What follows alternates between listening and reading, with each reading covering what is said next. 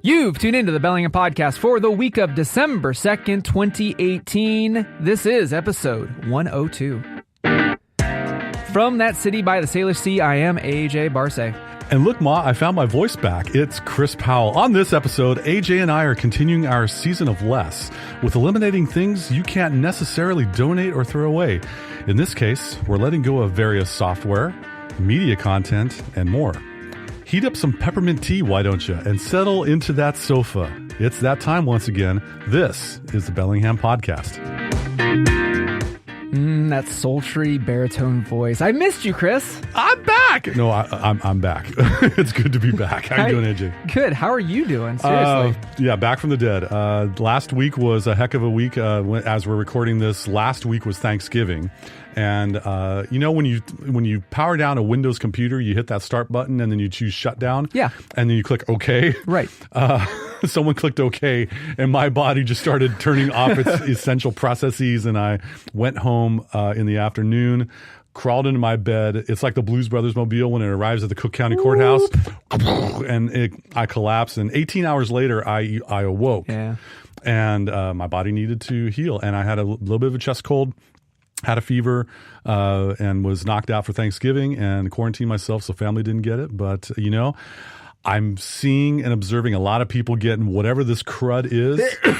That thing. It starts like that, and it just gets worse. So anyway, it's good to be back. I'm so happy to have my voice back, as opposed to the gangster voice that I normally have. Dude, you did sound like the Godfather. Like I felt bad for you, Chris. In a lot of ways, but thank you. Anyway, let's get to the show. Yes. 102, if you will. Let's talk about, let's do a little housekeeping. So housekeeping. So when I did that station break, we had this episode planned, but some other things I wanted to loop in because it's been 2 weeks. 2.5 weeks ago, we put out a plug like, hey, we're looking for community partners. We're not looking for advertising. But if anybody was interested, reach out to Chris Powell and I. And reach out, all of you did. Oh, yes. Hey, how's it going out there? So we got a lot of interest. Thank you, everybody. Yes, thank you. So we do apologize between the holidays and Chris getting sick and I getting sick. I felt bad. We did have a good amount of interest, and it took me and Chris at least a good 2 weeks to read through them, do some research on everybody before reaching back out. We are sending out emails to everybody who did reach out. Thank you so much for your interest. There might be something budding in the future, and if we do, we'll let everybody know because, again, the Bellingham Podcast. And this also is brought to you by AJ Barce and Chris Powell, because we don't do advertising. But we are, there is a potential community partner that does align with the show. And if that does flourish, you all will know upfront about it. And if it does, we're excited for it. But anyway, I just wanted to put that out because there were a lot of listeners of the show that were looking to support the show. And it's greatly appreciated. Segue. We got another podcast shout out. Indeed. So there are these two guys down in Oregon, and they're a new podcast. They're part of the Watch fam, and they're called the 40 and 20 Podcast. I started listening to them, and in the scope, sup Watch fam. Hey, Watch fam. So in the scope of the Watch fam, you've got a wide range of tones when it comes to shows. You've got like Hodinkee Radio kind of on the top end, where they're talking Patek Philippe and all of these other six-figure type stuff. You've got Two Broke Watchstop, which is the more affordable and explicit tag type of show. And then you got like Worn and Wound. They're kind of in the middle there. And I kind of feel 40 and 20 falls in between the middle. Like they talk about I think they're the goods. Matter of fact, they called out us as we're their kind of people. And they're very there's a hook to the Analog Explorer there, but I'll talk about that later. But the hosts talk about watches and the Watch fam and design elements, but in a real sense. And they also bring in a little bit of history and stuff. It's not just all nyuk jokes, but it's not all like, this one Patek Philippe that only exists in the great sands of Saudi Arabia. Like it's not too over the top in coverage. It's like if we did a watch show, honestly, pretty much. Chris. And I took a listen to a couple 40 and 20 episodes. Good on you guys. Welcome aboard. Welcome to the party, pal, to use a Die Hard reference. One of the things that I noticed in the podcast Diet of Life, you got your filet mignon steaks, those podcasts that are really meaty, lots of information. And then you got your Twinkies, the ones that are just kind of like, that's great consumption. But I'm gonna go on out on a limb here. All right. I'm going to say that 40 and 20 is chicken carbonara. Chicken carbonara? Healthy, tasty, okay. and yet visually appealing in a lot of ways. So good on you. Keep up the good work. Let's see you at 100 in a couple years. Keep up the good work, and it's glad you're aboard, guys. And glad that because they talked about our workflow, which is really cool. So if you're ever, I would like to throw this out because we do this every so often. If guys 40 and 20, if you're ever in Bellingham, the city of subdued excitement, you have a standing invite. First round's on us. That's right. We got the first round, and then lots of conversation and merriment will ensue. Trust us. Yeah. All right. Let's talk about an information diet, shall we? Yeah, Chris. The fall season has been one where we have eliminated physical things from our life, whether it's monetarily compensated for putting it on the bay or elsewhere or the list. And I'm still clearing my throat because my voice isn't back. Anyway, and then there's also just donating or disposing of things. But there's also some things you really can't get rid of. They're more the tangible things in a digital format. And we've in prior episodes, we've talked about the information diet. And what that means is, what do you consume from an auditory or visual standpoint that is how you spend your time and your day? For me, I took a look in this as we're getting ramped up for this recording. Once I was conscientious out of the NyQuil haze, I realized I wasn't watching much TV. Not a lot of television shows, and some of those streaming services that we may be talking about in a little bit, not really spending a lot of time on there, or movies for that matter, because quite frankly, I'm looking at you, insensitive movie attendee that's talking on their phone or yakking loudly during quiet parts of a movie. I don't really go to the cinema that much. And when I do, it's usually the local independent house, but that's a different story. You know what I'm really spending more time on watching visually, other than my wife? The lack of light that we have in the that too. Northwest. No, I'm actually tuning into YouTube more. What? Yeah. YouTube has so many channels or people that are uploading content, and we don't want to deal with the statistics about how there's more content uploaded than there is time in existence. Right. But there's a couple channels that I've found and discovered through that little sidebar of things you might be interested in when you're watching a video. Tasty. Oh, yeah. By BuzzFeed, I believe. It does this wonderful overhead videos of how you prepare a meal or a dish. Short form videos, too. Short form, about 2 to 3 minutes. And sure, it's rapid fire motion. You have to hit pause many times to go, okay, was that a quarter teaspoon or tablespoon of cayenne pepper? Anyway, Tasty is a channel that you might want to check out. Also, for those of you that are enjoy music, Frog Leap Studios. Now, this one I don't know. Oh, but if you knew, you would know.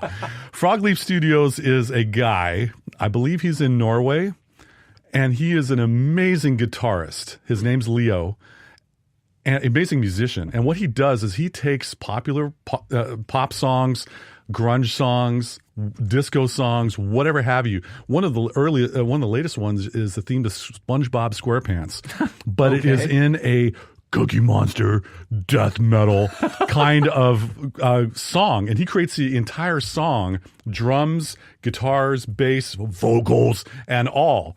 I thoroughly enjoy the metal versions of Hello from the Other Side by Adele. Oh, whoa.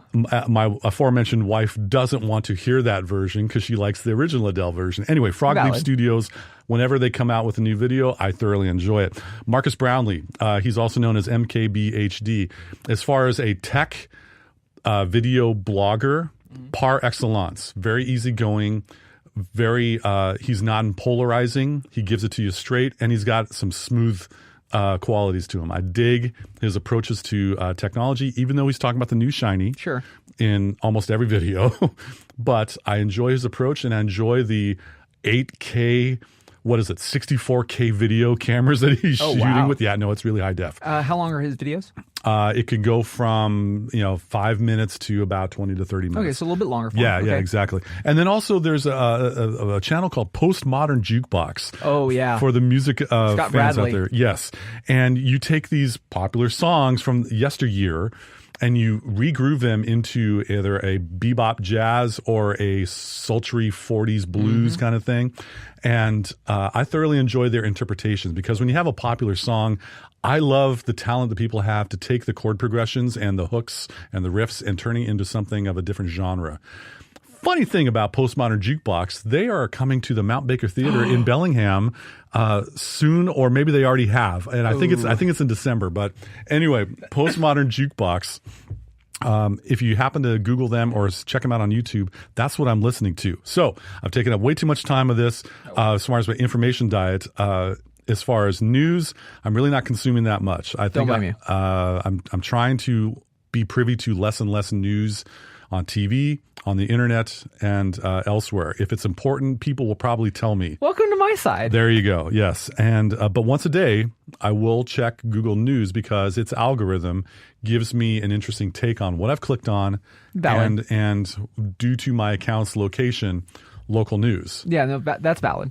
And so I can read about news stories in Bellingham, or at least the headlines. Yeah. Or Skagit. I mean, yes. This area. Sure. The northwest of the Northwest. So I will check a Google News algorithm just to see, okay, has anything gone under nuclear attack? And usually I'll scroll through and bypass the Kardashians and Kanye and all this other stuff, and any sports injuries that might have occurred. And then I move on with my day. But podcasts. Yes. Something we know very well. I know just a little bit. And, I'm an active podcast listener. I've replaced my hard rock commute with listening to other people on my morning commute. It's like having someone talk to me on my way. I found that there are 3 new podcasts that I've enjoyed listening to. One is ZigZag. ZigZag is a fairly new podcast. They're in their 2nd season, but how can you define a season? Manoush Zomorodi used to be the host of WNYC's Note to Self. Yeah. And now she and the producer of that podcast, Jen Poyant, have created this very intelligent, women-focused, women-empowering podcast about, straight-up journalism, life in the 21st century, and I find it to be very entertaining and informative. Yeah. And they're very professional, and I like hearing people use complete sentences and a well-thought-out, well-researched comment. That's all I'm going to say about that. Also, Mozilla, the company that makes Firefox, they have an IRL podcast, which is in real life, and it's technology and security and ways to be. Turns out Manoush is hosting this season of that IRL. Oh, cool. She gets around. Yeah. So anyway, I've enjoyed that as well. And then there's a podcast that I stumbled onto called The Future of Cities. Yeah, this one I don't know. I didn't know it until before. It's actually sponsored by a huge worldwide construction company, which is rather interesting. And so they'll have Calterra, I believe. And so they'll embed some of their content in there in who they interview and other potential conflicts of interest. But notwithstanding, it's a really interesting look into where we're headed in the megalopolises. Is that the correct term?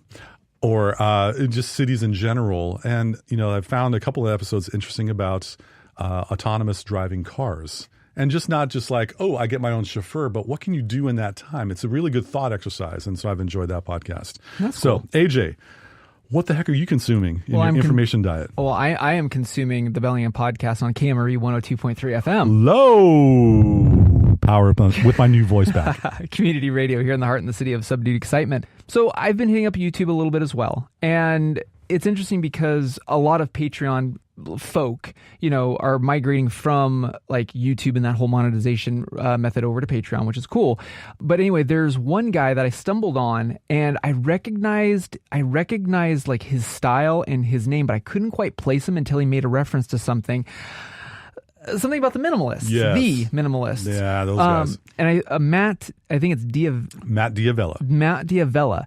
And if that name sounds familiar, he is the filmmaker behind the Minimalists documentary called Minimalism. On minimalism on Netflix. That's right. And it was funny because you and I've talked about that flick so many times, but one thing that I appreciate is the way that thing is filmed and how their stories were told.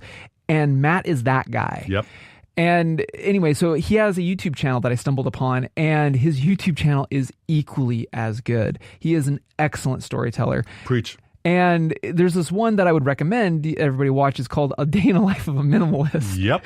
And he even pokes fun at himself. It's great. It's real. It's more of a less glorified look of minimalism. And he himself talks about the fact that his now fiance, spoiler alert, fiance is not a minimalist. Right. So it's really interesting to watch because it's not about, oh, I'm a minimalist and I'm a minimalist and this is what you should do. Like, it's more of a realistic look of a young couple who is also minimalist and a darn good videographer. Actually, yeah, and when you talk about a minimalist wardrobe, he got a lot of flack. He had a 24 t-shirts. That's right. And talking about your uniform, your life uniform, how you approach the holiday season. This is the stuff we've talked about in audio form, but he has a wonderful way of crafting a story and editing content, and it's really an 8 or 9 minute video that is well received, and he's gotten a pretty good following, not just from this documentary, but also just in what he's putting out there. He got you. Mm-hmm. He's gotten a number of other people as well, and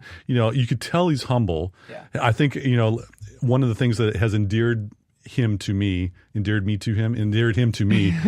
is that on his podcast, which is called The Ground Up Show, which is something else I was going to recommend. Right.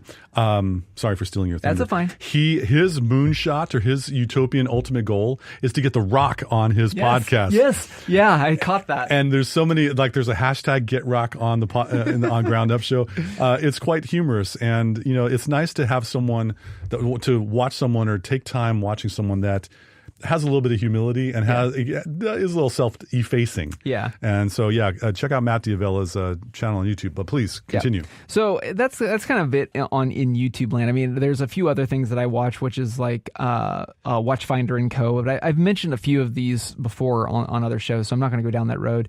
I did want to throw out the Hodinkee Radio podcast.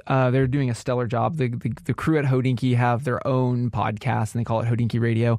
And they bring on a whole bunch of different people within the Watch fam, usually celebrities and stuff. But there's one that the most recent one that came out at the time of this recording is an interview with Matt Jacobson, which, if that name sounds familiar, it actually comes from the tech sphere because he was like employee number 6 of Facebook. There you go. He's big in the Watch fam, and it was interesting listening to that interview because he sounds like a very down-to-earth guy, but he's influential in the tech sphere.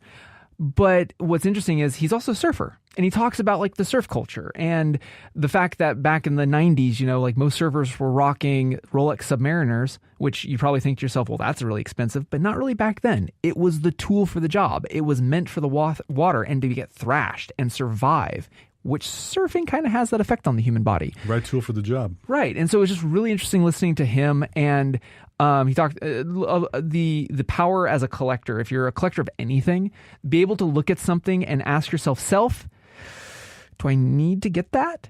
And the power of saying no to things. And I just, listening to his interview, I was just like, it was very poignant because it was right before Black Friday and stuff. And listening to his interview, I was just like, wow, here's a guy who's, gonzo amount of money, but is almost like a minimalist when you listen to him. He also talked a little bit about, and this is something I kind of wanted to also bring up, is if you ever feel like you are keeping up with the Joneses, like if you go through Instagram and you see something like, oh, I've got to have that, ask yourself, do you have this notion that you have to have that because you got to be in the game? Like you hear this notion a lot. I see this a lot, especially in collecting. Like to be in the game of watch collecting, you got to have at least a Rolex. Really? Because you got a Seiko and I got a Seiko, and Seiko's got a lot of clout, if you ask me. Yeah. There's this notion that a lot of us get into. It's almost like a lizard brain, where it's just like, oh, to get in the game of car collecting, I've got to have a Porsche, and it's got to be a 911. It's got to be a John Cooper special Mini Cooper, and Why do you have that feeling? Is it you talking, or are you being influenced? Who are the voices that are saying you have to have this in order to be able to hang? Right. And so just because of the holiday season, I just wanted to throw that out. Just because it was really poignant. Anyway, take a look at that interview on Hodinkee Radio as well. Other podcasts, 40 and 20, like I just mentioned them. I think those guys are cool. Even if you're just getting into the Watch fam, I would highly recommend them to the listening list, just because they're very easygoing, more conversational. And chicken carbonara is tasty. That's the power of no. That's a good one. I'm going to be thinking about. You just busted that out on me. I wasn't prepared for that. And folks, think about the power of no that you get by saying no to a request from someone to attend an event that will take a 2-hour drive to get to. Think about saying no to a project at work that won't get you fired if you say no, but that someone is asking you to do. By saying no, you're saying yes to so much, including yourself. Right. Well said. Thank you. So anyway, that all came out of listening to that one show. Mm-hmm. So anyway, there's the Ground Up show, which goes back to Matt D'Avella, long form podcast. So get ready for that, like hour-long plus shows. But the other one I wanted to talk about is Wild Thing. Now, Wild Thing links back here to the Pacific Northwest because it's a podcast about the pursuit of Sasquatch. There is a journalist, former, I believe, NPR. I might be getting that wrong. Anyway, she found out that she has a close relation that was one of the foremost Sasquatchologists, who was a former faculty, now since deceased, former faculty of Washington State University. It is an amazing podcast, and she's releasing them in series. So like when you're listening to it, like there's no back catalog because she's producing them once a week. Oh. They talk about the Olympic Peninsula. They talk about like the science, not just like did Sasquatch get delivered by aliens? She's looking at it from a journalist's standpoint of Sasquatch and the culture around Sasquatch here in the Pacific Northwest. Very interesting. Yeah, and a good culture reference too. Yeah, so take a look at that one. That's my weekly listen with my wife. My wife loves that show. Well, she's got great taste. Yeah. So other than that, the other thing I wanted to throw out is what I'm not. I guess what I'm not watching. What are you not watching, AJ Barcet? So in 2019, I might be giving my notice here. Netflix, I'm looking at you. I might be canceling you. Is it? It's not them. It's you, or is it not you? It's them. A little bit of both. Like Netflix has been doing this whole psychological experiment of changing all the tiles of their artwork, and so I don't know what I'm watching. The other thing is, I'd rather be playing cars with my son, and it's been a time suck. And it's also $12 a month. I don't really need $144 a year. Yeah, like I feel like it's you have to have it to stay in the game. So I'm saying no. Kind of see how this all dovetails into what I'm listening to? Yep. No, it's something that my wife and I have been talking about in the last couple of months. And so we're thinking about cutting the cord again on even Netflix. We had Pandora since my son was born, which was a main staple for my wife's sanity and just being at home and, cooing when he was a wee baby. Well, now he's a screaming toddler. So Pandora's already been cacked. I don't know. I'm really kind of looking at slowing down, a little bit more analog, and I don't feel like I need to. I don't mean this in derogatory, but waste time with Netflix. Sure. I'm just kind of looking at other options, whether it's music or whatever. I just reading. I'm in the middle of a good book. I don't know. It's something that, especially in the Northwest when it's dark, we kind of get off of work, put something, in the oven, and then immediately start binge watching the Great British Baking Show or whatever. And I don't like that habit. Yeah. And so I've even ramped it up a little bit, one day a week when I get home. Like, even if my wife wants to watch the Great British Baking Show, it happens to be what we're watching right now, that one day I won't do it. I'll actually go and read a book or do something that is not just the visual babysitter for adults. Screen-free time? Yeah. Very good. Along the lines of cutting the cord or cutting the subscription, if you will. Yeah. I took a look at all of the annual and monthly applications or monthly fees that I'm paying for software applications and such. I had an experience on eBay recently that kind of woke me up in a splash of water to the face kind of way. I was researching a tech device, and there was one that was listed for a pretty good price. And it was, buy it now. And I threw down with PayPal. The seller had 3 digits in reviews. Sure. And all the things that you're supposed to do. Yep, exactly. And the price was really, really good.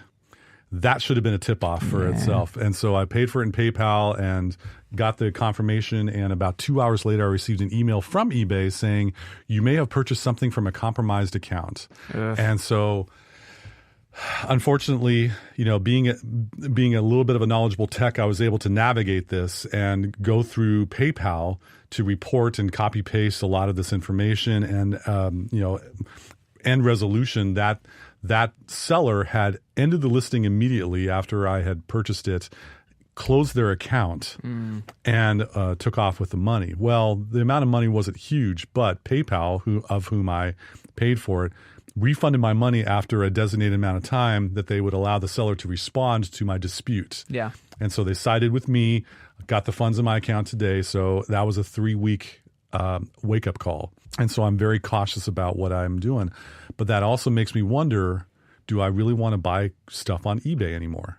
So I'm exploring that. Plus, my wife and I, as I mentioned before, Amazon Prime in 2019, do we really want that? Yeah. And Netflix and Hulu that we currently have, considering ending those as well. And there's a good chunk of coin a month. Well, $13 a month, $9 a month for Hulu. Prime is $120 a year. It adds up, folks. Yeah. Take a look at what you're spending on your entertainment budget and where it's going. We're taking a hard look at some of these monthly streaming content things, and is it really worth it? Yeah. So along those same veins, because you're talking about tech and saying no, you did say yes to something recently. You had a piece of gear die on you, didn't you? Speaking of Comcast and everything else. Yeah. So anyway, for our home internet, I've got Comcast. However, I chose to not pay an $11 a month lease for their wireless box. I was able to find a compatible cable modem that did not have wireless for a pretty reasonable price. Sure. So I'm saving $12 a month there. Woohoo! And I put it into an Apple airport base station. It's one of those white towers. Looks like a torpedo in some cases. That worked great for a couple years. And then all of a sudden, in a recent couple weekends ago, the light on the power light just went off. And I realized this because I was on the net and I couldn't get to another website. Took a look at it, unplugged it, plugged it. Yeah, I did all the tech things. Did you try turning it on and off again? Yes, I tried turning it on and off again. It would not power up. And I'm like, other outlets, et cetera, et cetera. This is deader than fried chicken. So I had to come up with, we kind of aren't addicted to the internet, but it is a valuable tool. Had a little bit of cashola from various endeavors. And I did a little research, and I was able to find I'm doing a foray into mesh networking for home wireless, and specifically Google Wi-Fi. Google Wi-Fi, you can either buy a one hockey puck, one round white hockey puck. I'm so glad I'm able to enunciate well today. And it covers about 1,400 square feet of a home. That should be sufficient for a lot of us, but I wanted to see what saturation was like. So I got the 3-pack. Because you got a hockey team. I got a hockey team, and I wanted overkill saturation of wireless so I could get that brain tumor quicker. I'm just kidding. I'm only serious. So I put 3 hockey pucks in various areas in my home, and there's an app for it, and I can adjust things. I've been pretty impressed. And so, should you be looking to either get rid of or not lease your wireless device or find another one, consider $120 for a Google Wi-Fi hockey puck available for your wireless needs in your residence. That's cool. Yeah, So, and it's unfortunate. Apple several years ago stated that they weren't doing home network infrastructure anymore. Like those were the last airports. and I want to take a moment now and pour one out for my Apple home base station. Really? Yeah, because it was so easy. Sure. And But it sounds like this. It sounds like that's not the. I mean, it sounds like more and more of the vendors, Google included, are. I mean, because there's an app. I'm presuming. I mean, it sounded got on like my phone. It sounds like when you told me about it, you basically scanned a QR code and it mapped everything for you, type of a thing. And it did all the connection. I can create a guest network. It's very, very easy. They really are going after someone who is not a professional tech. And no, I'm not talking down to those whom you consider yourself tech illiterate. I don't like that term, folks. Yeah. You're not illiterate. You know technology. If you can power on your phone and get to your home technology. screen, there you go. But it's very easy to use. Yeah, that was interesting. I hope to hear more about that. Yes. So I want to ask AJ Barcet, and turning now to the Analog Explorer part of our show, what's been going on with your publication, please? So the publication is out. The Skookum edition Sold out in 3 days. Woohoo! 3 days, huh? Yeah. Congratulations. Thank you. The Skook. I thank you to everybody who supported it. I was delightfully shocked. I'm not surprised. I was very humbled. So a lot of people have been asking me what's next, because once the sold out message went out, I got a flurry of emails and DMs on Instagram. And the Skookum edition was the signed and numbered edition. There is a regular print that was a pre-order in front of that. So there is the magazine itself is still coming out at the time of this recording. It is out. You can go to theanalogexplorer.com. It'll go straight to my store. And what it is you can purchase it through a service called Blurb. Blurb is a direct printing service, and it ships worldwide. So my friends up in Canada, hey Canada. Good day, Canada. You can finally order it, because that was one of the limitations that I had is I limited the Skookum edition to here in the States because I was doing all the shipping. Does it ship in to our fans in Sri Lanka? Yes. Hey, Sri Lanka.